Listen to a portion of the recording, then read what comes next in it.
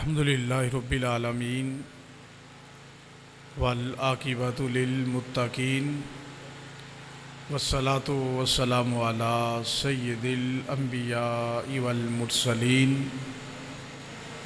اما بعد،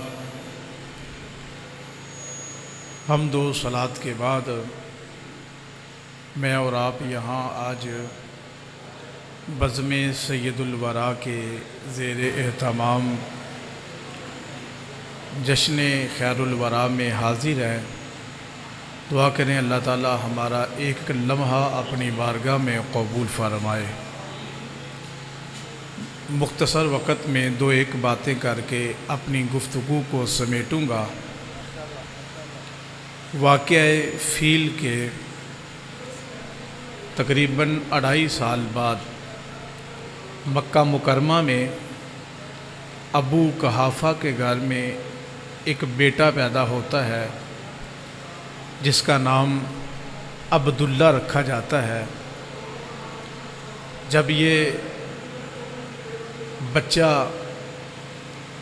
بلوغت کے بعد جوانی کی دہلیز پہ قدم رکھتا ہے تو اس کو ابو بکر کی کنیت سے یاد کیا جاتا ہے، اور اسی ابو بکر کو میرے رسول محبت کے ساتھ کبھی صدیق کہا کرتے تھے، کبھی عتیق کہا کرتے تھے۔ اور یہ بچہ اپنے سینے میں میرے رسول کی اتنی محبت رکھتا تھا اور رسول کریم علیہ الصلوۃ والسلام سے والہانہ عشق رکھتا تھا۔ اگر آپ غور کریں تو انسان اس کائنات میں سب سے زیادہ 4 چیزوں کے ساتھ پیار کرتا ہے۔ ان میں سے پہلی چیز انسان کی جان ہے، دوسری چیز انسان کا مال ہے، تیسری چیز انسان کا وطن ہے، اور چوتھی چیز انسان کی اولاد ہے۔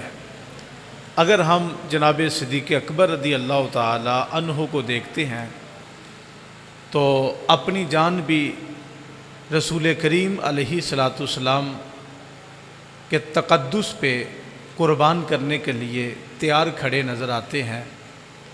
اگر ہم وطن دیکھتے ہیں تو جب سے رسول کریم علیہ الصلوۃ والسلام نے ارشاد فرمایا ابو بکر تیار رہنا، ہجرت کا حکم آنے والا ہے، تو صدیق کہتے ہیں کہ جب سے میں نے سنا کہ ہجرت کا حکم آنے والا ہے اور ہجرت ہم رات کو کریں گے، تو کہتے ہیں مجھے اس ذات کی قسم جس نے محمد عربی کو حق کے ساتھ مبعوث فرمایا، میں نے اس فرمان کے بعد کبھی بھی رات کے وقت اپنی پشت چارپائی کے ساتھ نہیں لگائی، بلکہ میں دروازے پہ کھڑا رہتا، پتہ نہیں کب محمد عربی کا سندیسہ مجھے آ جائے اور کب ہجرت کا حکم نازل ہو جائے۔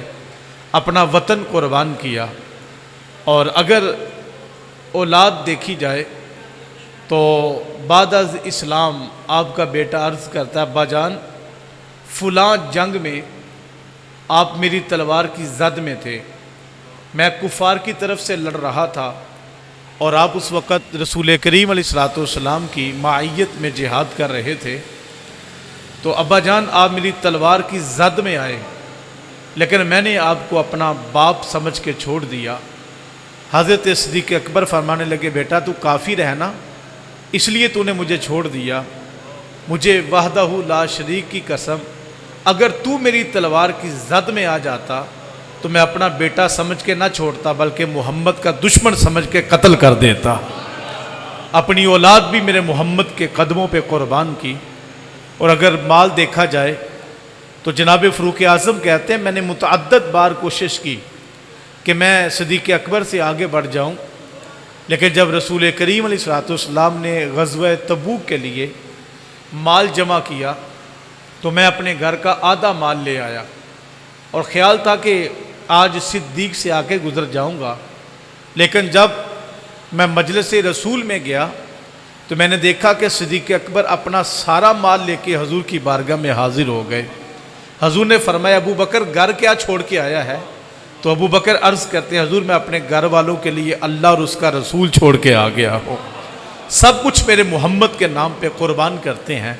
اور جب انتقال رسول ہوا تو صحابہ کہتے ہیں امت کا شرازہ بکھر رہا تھا اور صحابہ اکرام کی کیفیت ابتر تھی۔ جناب فاروق اعظم جیسا شخص تلوار لے کر کے میدان میں نکل آیا اور کہہ رہا تھا میں قتل کر دوں گا جس نے کہا محمد مر گئے ہیں، محمد کل بھی زندہ تھے، محمد آج بھی زندہ ہیں۔ جناب عثمان غنی جیسا شخص سختے کی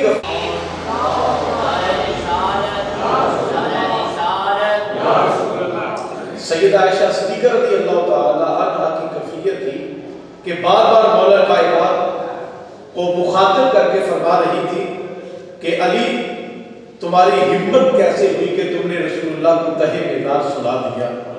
کیفیت اب تک تھی انتقال رسول کے وقت۔ ایک صحابی باپ کو پانی دے رہے تھے، جب بیٹے نے جا کے بتایا ابا جان رسول اللہ کا انتقال ہو گیا تو ہاتھ اٹھا کے عرض کرتے مالک میری آنکھوں کا نور کھینچ لے۔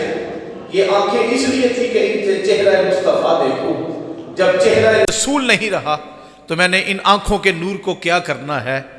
یار قصوہ نامی اونٹنی سیدہ فاطمہ کے در دولت پہ سر رکھ کے رو رو کے مر گئی، اور ادھر منافقین جہاں وہ چیمگوئیاں کر رہے تھے کہ دیکھیں مسجد میں تہجد کی رونقیں تھیں، اذان کے ترانے گونج رہے تھے اور مسجد نبوی کی رونقیں تھیں، مسجد نبوی کے اندر بہاریں تھیں، یہ ساری کی ساری رسول اللہ کے دم سے تھی۔ اب چونکہ رسول اللہ نہیں رہے تو کون صبح تہجد کے وقت اٹھ کے آئے گا اور کون مسجد کی رونقوں کو آباد کرے گا، کون اپنے کاروبار کو چھوڑے گا۔ جب منافقین یہ پروپیگنڈا کر رہے تھے تو نو مسلم لوگ بھی ان کی باتوں میں آنے لگے، تو اس وقت جناب صدیق اکبر اونچے ٹیلے پہ کھڑے ہوئے اور کھڑے ہو کر کے لوگوں کو اپنے قریب جمع کیا، فرمانے لگے لوگوں سنو، جو محمد کی عبادت کرتا تھا آج محمد تہے میزار چلے گئے، وہ عبادت بھی چھوڑ سکتا ہے، اور سن لو جو محمد کے خدا کی عبادت کرتا تھا آج بھی محمد کا خدا زندہ ہے، وہ ہے بھی ہے، وہ قیوم بھی ہے۔ حضرت عبداللہ بن مسعود کہتے ہیں جب امت کا شرازہ بکھر رہا تھا اس وقت ایک ہی شخص تھا جس کو صدیق اکبر کہا جاتا ہے، اگر صدیق اکبر نہ ہوتے تو امت کا شرازہ بکھر جاتا۔ جب امت کا شرازہ بکھر رہا تھا تو امت کو سمیٹنے والا ابو بکر صدیق تھا رضی اللہ تعالی عنہ۔ آج بزم سید الورا کے زیر اہتمام محفل سید الورا میں میں اپنی گفتگو انہی لفظوں پہ ختم کروں گا کہ جس طرح جناب صدیق اکبر رضی اللہ تعالی عنہ نے امت کو جوڑا ہے، دعا کریں آج بھی کوئی صدیق اکبر کا جانشین پیدا ہو اور اس امت کا جو بکھرا ہوا شرازہ ہے اس کو سمیٹ کر کے امت کو دوبارہ ایک پلیٹ فارم پہ جمع کر دے، اور اس امت پہ رب اپنی رحمتوں کے دروازے کو شادہ فرما دے۔ اللہ تعالیٰ میرے کہے گئے لفظوں کو دلوں میں اترنے کا فن عطا فرمائے۔ آمین۔ ماشاءاللہ بڑے خوبصورت احسن انداز میں قبلہ شاہ صاحب اپنے خیالات کا اظہار فرما رہے تھے۔ کریم مالک کی بارگاہ میں دعا ہے آپ کے علم و عمل میں برکتیں عطا فرمائے۔ ہدیہ نعت کے لیے ملتمس ہوں جناب عزتمآب محترم المقام قاری محمد عثمان بشیر صاحب، آپ سے ملتمس ہوں تشریف فرما ہوں مخصوص انداز میں اپنی حاضری پیش فرمائیں۔